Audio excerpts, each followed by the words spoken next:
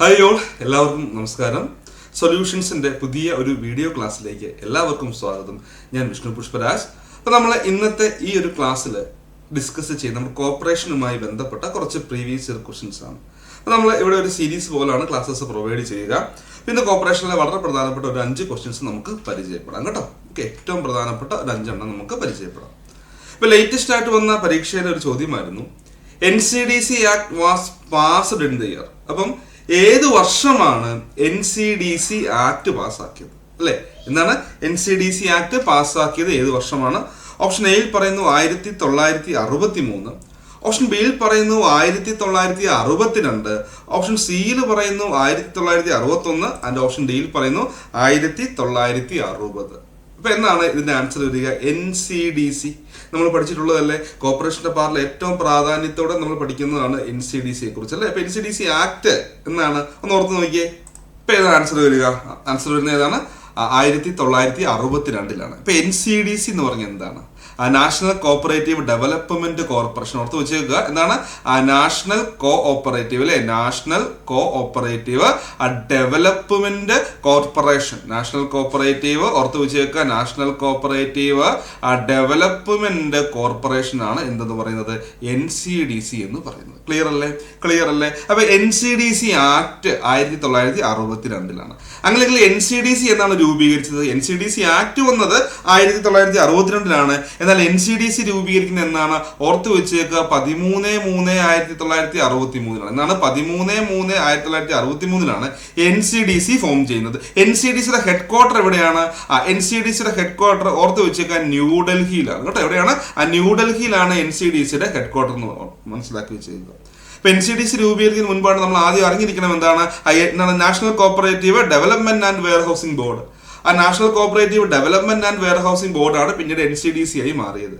Okay, അപ്പം എന്താണ് all India rural credit survey committee പഠിച്ചിട്ടുള്ളതാണല്ലേ. 1951 അപ്പോയിന്റ് ചെയ്തു. 1954 റിപ്പോർട്ട് സമർപ്പിച്ച all India rural credit survey committee അല്ലെങ്കിൽ AIRCSC സർവേ കമ്മിറ്റിയെ കുറിച്ച് പഠിച്ചിട്ടുണ്ട്. AD ഗോർവാല ചെയർമാൻ ആയിട്ടുള്ളായിരുന്ന കമ്മിറ്റിയാണ്. അപ്പൊ അവരുടെ ശുപാർശ പ്രകാരമാണ് national cooperative development and warehousing board രൂപീകരിക്കുന്നത്. 1956 ആ ബോർഡ് രൂപീകരിക്കുന്നത്. അതിനുശേഷം അതാണ് പിന്നീട് NCDC ആയി മാറിയത് എന്ന് ഓർത്ത് വെച്ചേക്കും അല്ലെ. ഇപ്പൊ NCDC എന്ന് പറയുന്നത് എന്താണ്? It is a statutory corporation. എന്താണ്? It is a statutory corporation under the ministry of corporation എന്ന് ഓർത്ത് വെച്ചേക്കും. NCDC act 1962. NCDC act amend ചെയ്തു. ഏതൊക്കെ വർഷങ്ങളിലാണ്? 1975 2002 എന്ത് ചെയ്യുകയാണ്? ആ നിയമം അമെൻഡ് ചെയ്തു എന്ന് ഓർത്ത് വെച്ചേക്കുക. 3ാം പഞ്ചവത്സര പദ്ധതിയുടെ കാലത്താണ് NCDC രൂപീകരിക്കുന്നത്. അതും നമ്മൾ പഠിച്ചിട്ടുണ്ട്. ഏത് മിനിസ്ട്രിയുടെ അണ്ടറിലാണ് NCDC പ്രവർത്തിക്കുന്നത് എന്ന് ഓർത്ത് വെച്ചാൽ ഓർക്കുക, ഏതാണ്? മിനിസ്ട്രി ഓഫ് കോർപ്പറേഷന്റെ അണ്ടറിലാണ്. സെൻട്രൽ മിനിസ്ട്രി ആണ് അല്ലെ, സെൻട്രൽ ഗവൺമെന്റിന്റെ എന്താണ് പറയുക, കോഓപ്പറേറ്റീവ് മിനിസ്ട്രിയുടെ അണ്ടറിലാണ് NCDC പ്രവർത്തിക്കുന്നത് എന്ന് ഓർത്ത് വെച്ചേക്കുക. NCDC ഓർത്ത് വെച്ചേക്കുക. NCDCയുടെ പ്രസിഡന്റ് ചോദിക്കാറുണ്ട്. The president of NCDC is the union minister of corporation എന്ന് ഓർത്ത് വെച്ചേക്കുക.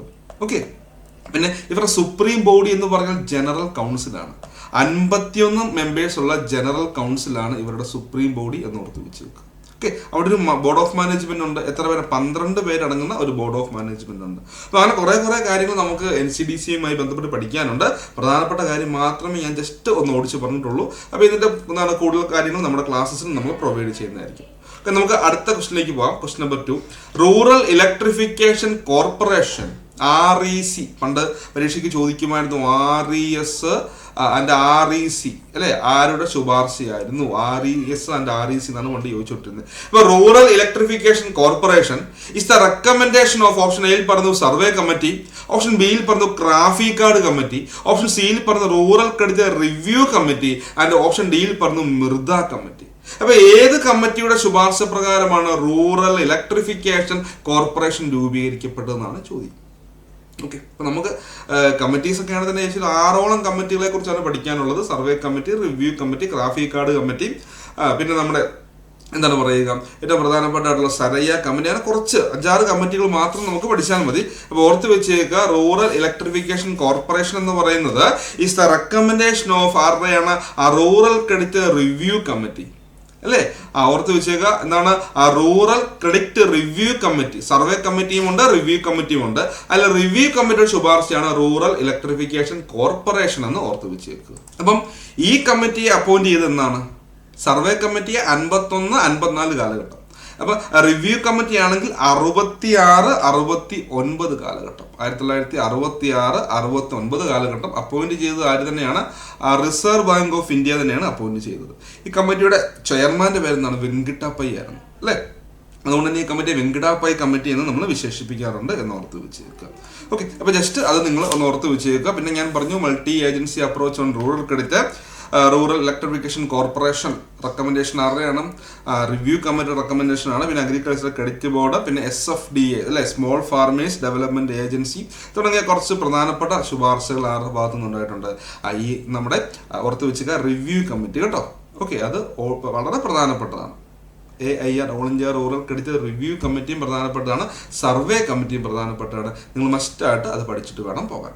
അടുത്ത ക്വസ്റ്റ്യൻ നല്ല ക്വസ്റ്റ്യൻ ആണ്. NCCF was established in the year അല്ലെ.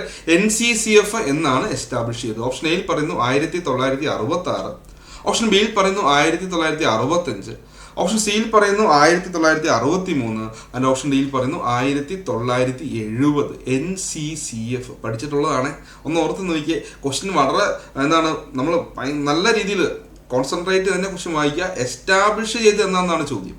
NCCF എസ്റ്റാബ്ലിഷ് ചെയ്ത് എന്നാണ് ചോദ്യം. ഏത് ആൻസർ വരിക? 1965 ആണെന്ന് ഓർത്ത് വെച്ചേക്കുക. അപ്പോൾ NCCF എന്താണ്? NCCFിന്റെ full form national cooperative consumer federation ആണ്. എന്താണ്? നാഷണൽ കോപ്പറേറ്റീവ് കൺസ്യൂമർ ഫെഡറേഷൻ ആണെന്ന് ഓർത്ത് വെച്ചേക്കുക.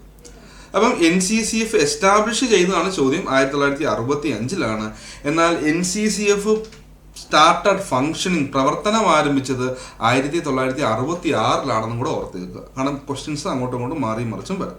ഓക്കെ, അപ്പോൾ 16 ഒക്ടോബർ 1965 എസ്റ്റാബ്ലിഷ് ചെയ്തു എന്ന് ഓർത്ത് വെച്ചേക്കുക. 1966 അവർ പ്രവർത്തനം ആരംഭിച്ചത്. NCCFിന്റെ ഹെഡ് ക്വാർട്ടർ ചോദിക്കാൻ ചാൻസ് ഉണ്ട്. എവിടെയാണ് NCCFിന്റെ ഹെഡ് ക്വാർട്ടർ? ന്യൂഡൽഹിയിലാണെന്ന് ഓർത്ത് വെച്ചേക്കുക. എവിടെയാണ്? ന്യൂഡൽഹിയിലാണ് എന്ന് ഓർത്ത് വെച്ചേക്കുക കേട്ടോ. വളരെ പ്രധാനപ്പെട്ടതാണ്. പിന്നെ നമുക്കറിയാം കേരളത്തിലാണെങ്കിൽ നമ്മുടെ കൺസ്യൂമർ മൂവ്മെന്റ് അല്ലെങ്കിൽ എന്താ പറയുക, കൺസ്യൂമർ സെക്ടർ 3 ടയറിലാണ് പ്രവർത്തിക്കുന്നത് കേരളത്തിൽ. എന്നാൽ ഇന്ത്യയിലേക്ക് നമ്മൾ നാഷണൽ ലെവലിൽ നോക്കുമ്പോൾ 4 ടയർ ആണ്. ഏറ്റവും ടോപ്പിൽ NCCF വരുന്നു അല്ലെ ഇന്ത്യയിൽ നോക്കുമ്പോൾ. പിന്നെ എന്താണ്? കൺസ്യൂമർ ഫെഡ്, പിന്നെ അതിൻ്റെ താഴെ DWCS, പിന്നെ പ്രൈമറി കൺസ്യൂമർ സൊസൈറ്റീസ്. ജസ്റ്റ് ഒന്ന് ഓർത്ത് വെച്ചാൽ മതി.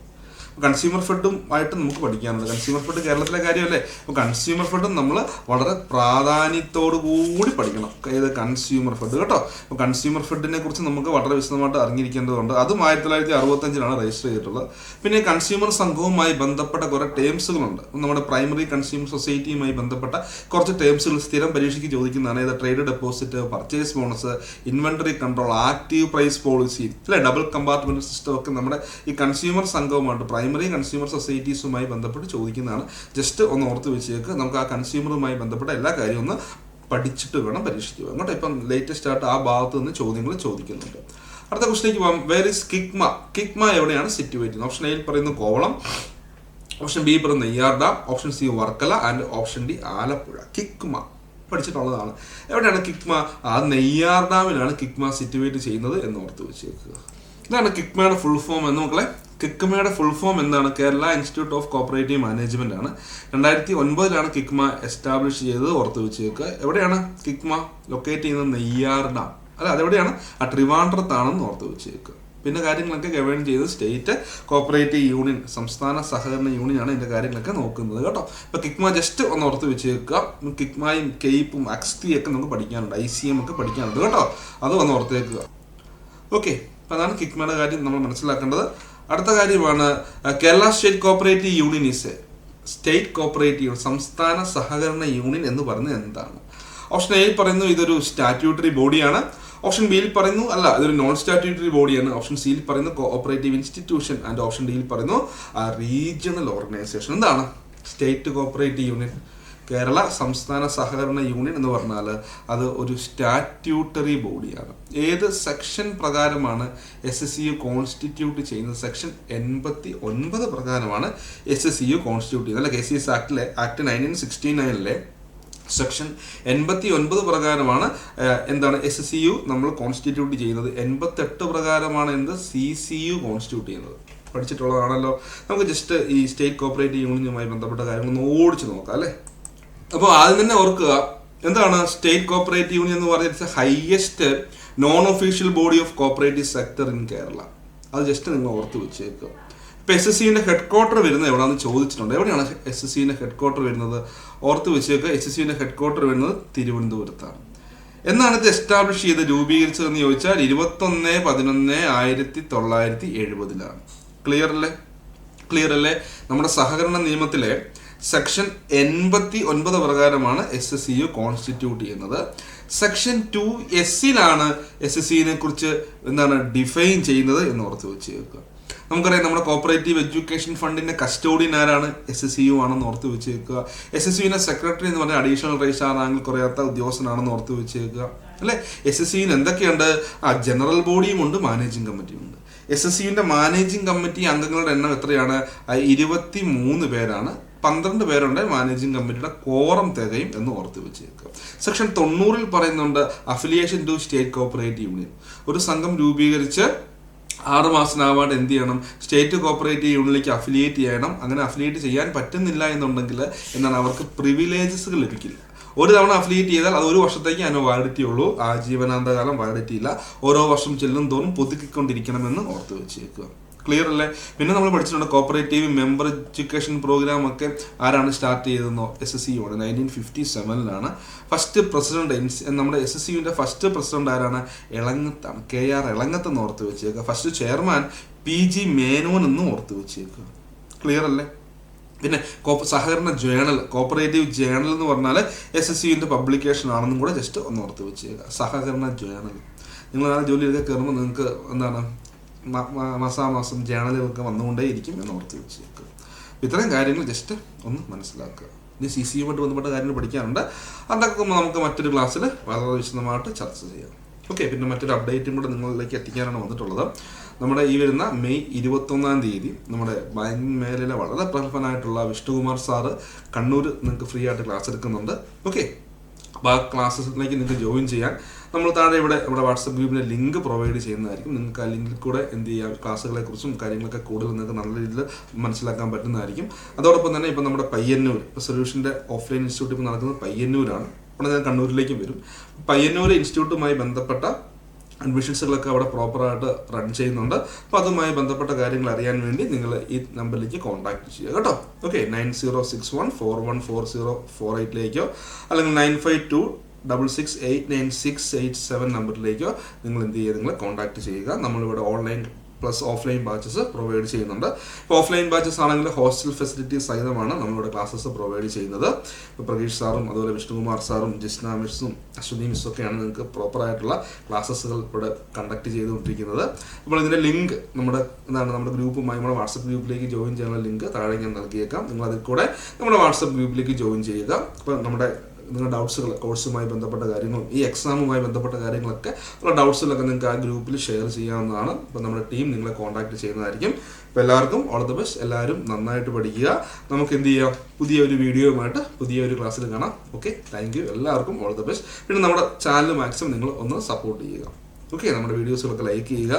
നിങ്ങളുടെ സുഹൃത്തുക്കൾക്കൊക്കെ നമ്മുടെ ചാനൽ ഷെയർ ചെയ്ത് കൊടുക്കുക. നിങ്ങൾ ആ ബെല്ലൈക്കൺ കൂടെ ഒന്ന് എനേബിൾ ചെയ്തിരിക്കുക. നമ്മൾ ഡെയിലി വീഡിയോസുകൾ അപ്ലോഡ് ചെയ്യുന്നതായിരിക്കും കേട്ടോ. അപ്പോൾ നമ്മുടെ പറഞ്ഞു ഓഫ്ലൈൻ പ്ലസ് ഓൺലൈൻ ബാച്ചിലേക്കുള്ള അഡ്മിഷൻസുകൾ നടന്നുകൊണ്ടിരിക്കുന്നു. എല്ലാവരും എത്രയും പെട്ടെന്ന് തന്നെ ജോയിൻ ചെയ്യുക. വളരെ ചുരുങ്ങിയൊരു ഫീസിലാണ് നമ്മളിവിടെ കോഴ്സുകൾ ഓഫർ ചെയ്യുന്നത്. അപ്പോൾ എല്ലാവർക്കും all the best. Okay, thank you.